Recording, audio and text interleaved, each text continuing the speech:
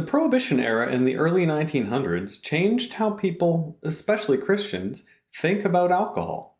To understand Scripture, one must abandon preconceptions and try to see things through the eyes of those living it. Is all wine bad? Is any wine bad? It depends who you ask.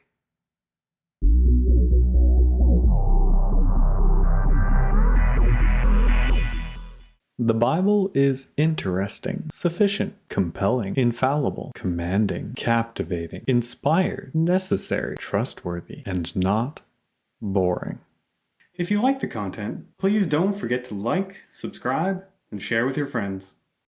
I try to keep these bite sermons short, so I'll only be able to scratch the surface here. Each time I read about wine in the Bible, I'm reminded that the Bible is the only true source of information that transcends time and culture. Even math textbooks are updated periodically to align with new and updated discoveries. Your parents have tried to teach you their truth. Society tries to teach you its truth, which may or may not align with what your parents have taught. You may have learned something else entirely from your grandma, nana, oma, nana, or abuela. There are even sub-societies that differ from greater society in your particular geographic location. What I'm trying to say is that your truth may not be the truth. And don't even get me started on moral relativism. That's a topic for another day. Okay, what does this have to do with wine, you say? It's a small thing, but shedding your preconceptions about alcohol helps you understand a bit more of what is going on in Matthew 27, verse 48. It says the soldier offered Jesus some sour wine. This was likely in response to Jesus muttering that he was thirsty, as recorded in John. It has nothing to do with helping Jesus numb the pain by getting drunk. In fact, this sour wine would have had little to no alcohol left in it after turning sour. It was used as refreshment for the Roman soldiers.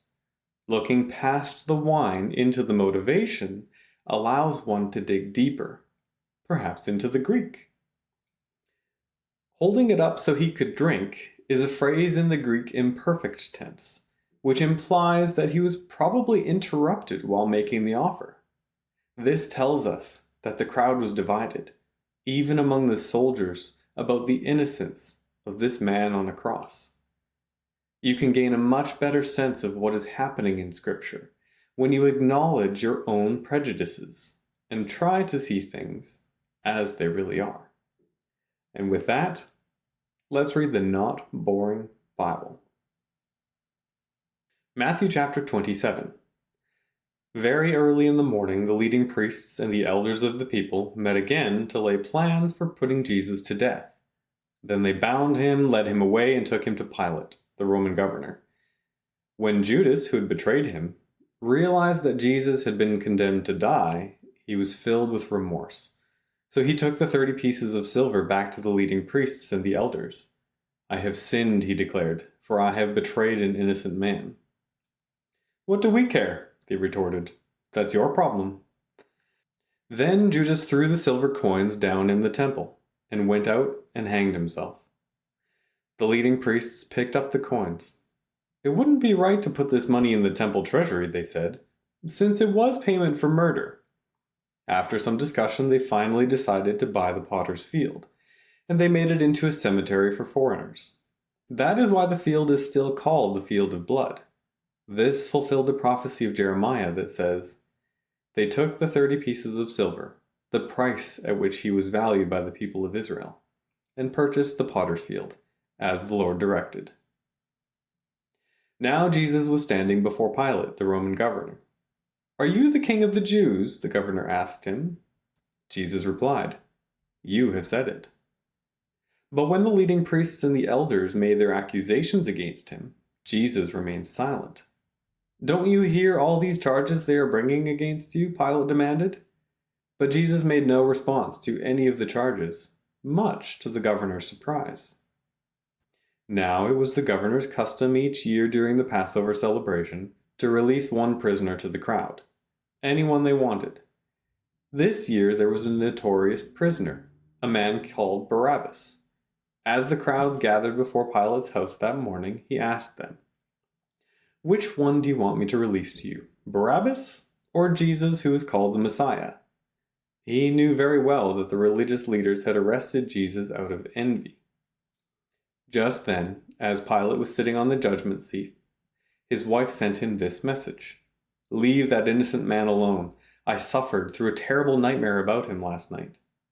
Meanwhile, the leading priests and the elders persuaded the crowd to ask for Barabbas to be released and for Jesus to be put to death. So the governor asked again, "Which of these two do you want me to release to you?" The crowd shouted back, "Barabbas!" Pilate responded, "Then what should I do with Jesus, who is called the Messiah?" They shouted back, "Crucify him!" "Why?" Pilate demanded. "What crime has he committed?" But the mob roared even louder, "Crucify him!" Pilate saw that he wasn't getting anywhere, and that a riot was developing. So he sent for a bowl of water and washed his hands before the crowd, saying, "I am innocent of this man's blood. The responsibility is yours." And all the people yelled back, "We will take responsibility for his death, we and our children." So Pilate released Barabbas to them. He ordered Jesus flogged with a lead-tipped whip, then turned him over to the Roman soldiers to be crucified. Some of the governor's soldiers took Jesus into their headquarters and called out the entire regiment. They stripped him and put a scarlet robe on him. They wove thorn branches into a crown and put it on his head. And then they placed a reed stick in his right hand as a scepter. Then they knelt before him in mockery and taunted, "Hail, King of the Jews!" And they spit on him and grabbed the stick and struck him on the head with it. When they were finally tired of mocking him, they took off the robe and put his own clothes on him again. Then they led him away to be crucified.